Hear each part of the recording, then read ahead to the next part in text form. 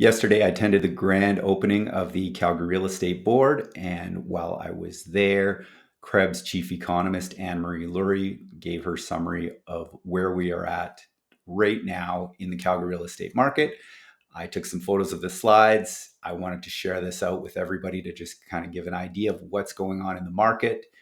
And me personally, as a residential realtor, based on the market in Calgary in the spring and the summer, it was crazy hectic.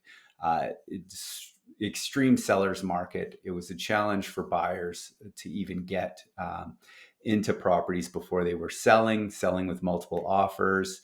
And over the last couple of months, July, August, we were starting to notice that supply was easing a little bit in terms of more listings coming on, and sales declining year over year. So I think it's a great time now to run through what's going on in the Calgary residential real estate market, just to give everybody a snapshot of where we're at with things. So one of the things that Anne-Marie pointed out was that interest rates had peaked last year, and they are coming down, mortgage interest rates. And that is due to the slowing of the Canadian economy.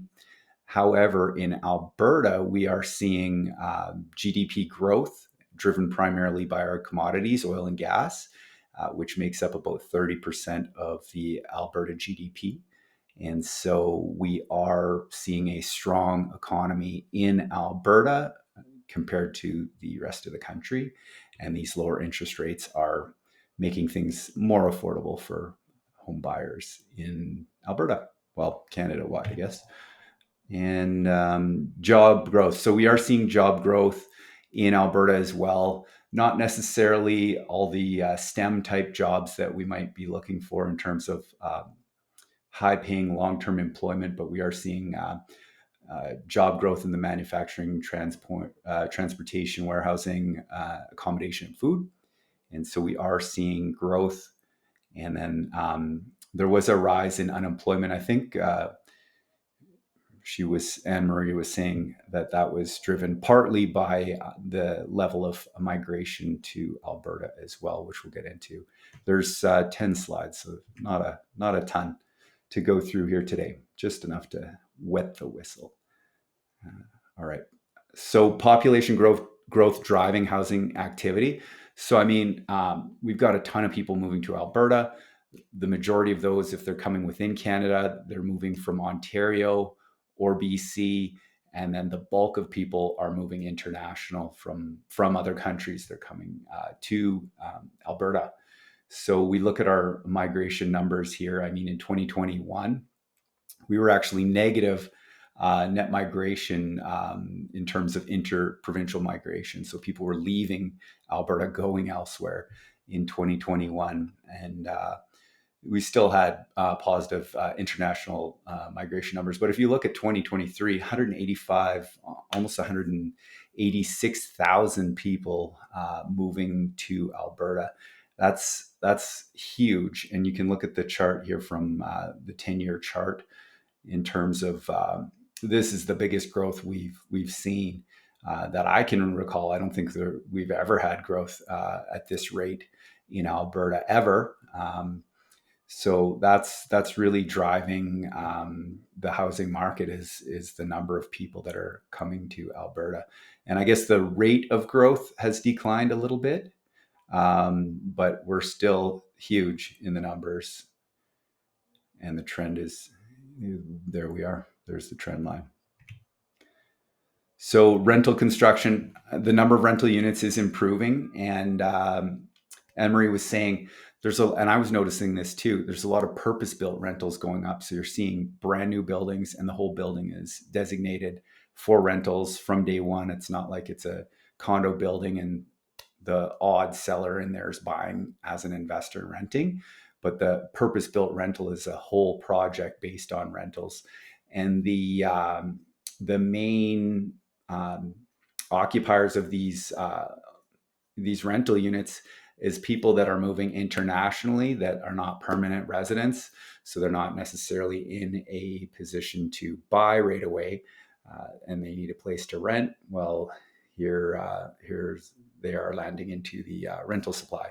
And so improvements in the construction and the number of units is good. It will keep prices, keep price growth in check, I guess. I don't know if we're going to see declines, but we're just not going to see the rate of increase that we have in the past.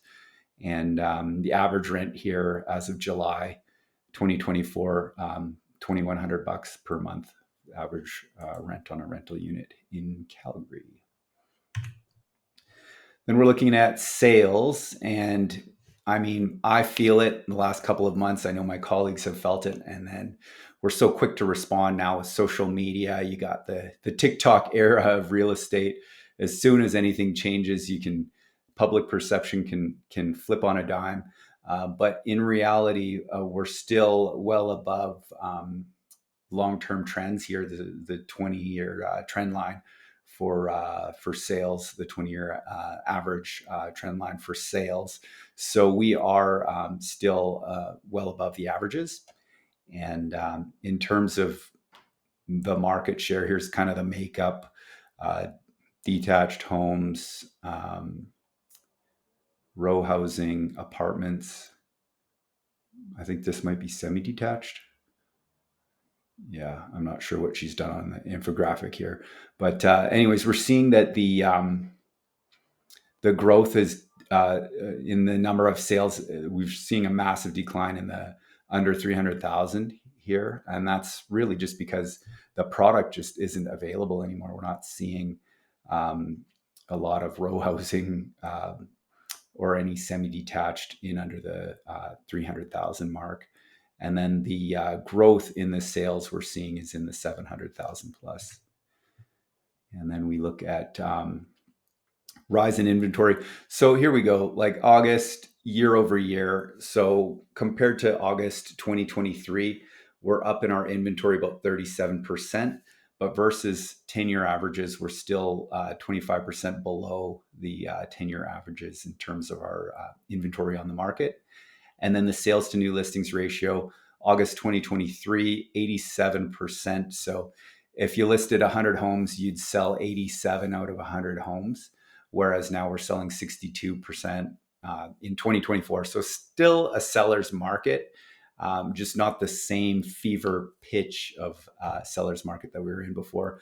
In 2023, we had just over 1 month's inventory of supply, and that is uncomfortable if you're a buyer or even if you're looking to trade up, because timing the sale and the purchase and being able to get into a property when there's 10, 15 other offers on it, big time challenge, right? So 2 months supply, still a seller's market, but a little bit more comfortable for people that are looking to make a move. And then when we're talking about the growth of the listings, right? The new listings year over year, year to date, inventory is up almost 10%. And the bulk of that is happening in the higher price stuff. So over 600, but into this 700 to $1 million price point. This is the growth here of the listings.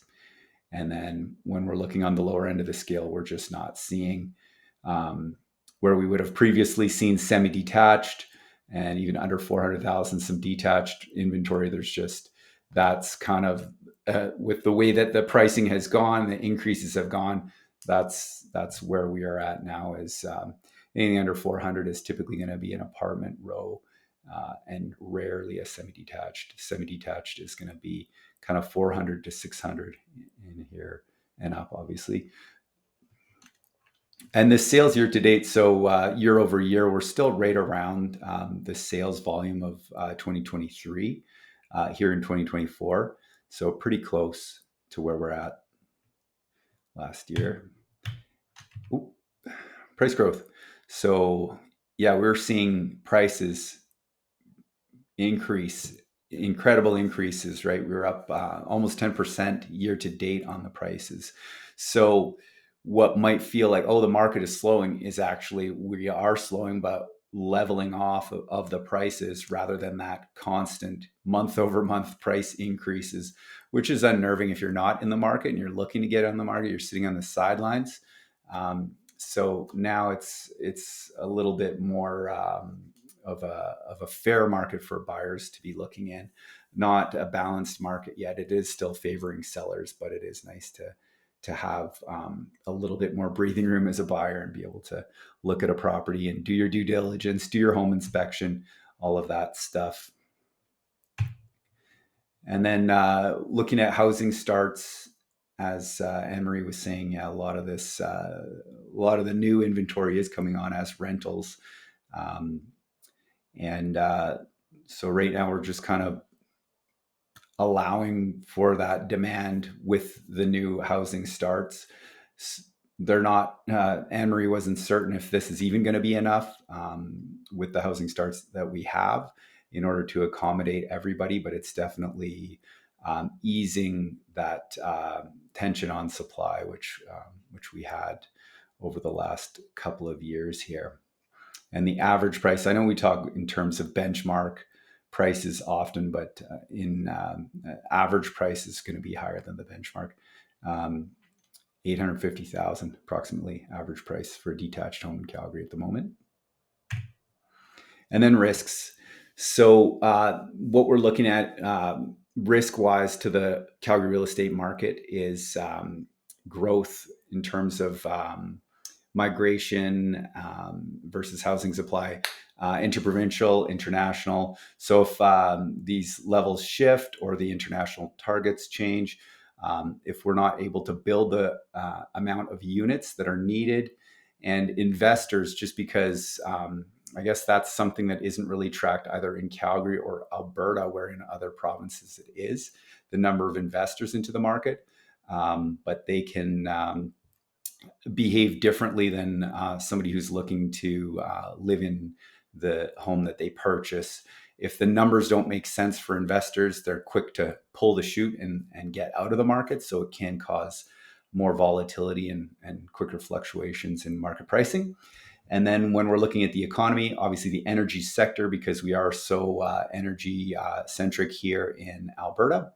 And then if there was a global slowdown, and the prices of commodities as well, right? We want to get a good price for our oil.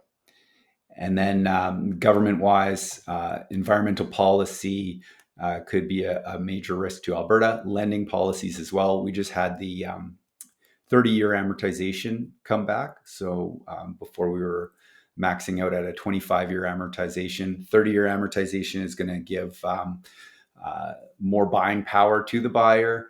I'll do another video on amortizations. Not necessarily a good thing if you want to pay your home off as quick as possible, adding another 5 years to the AM.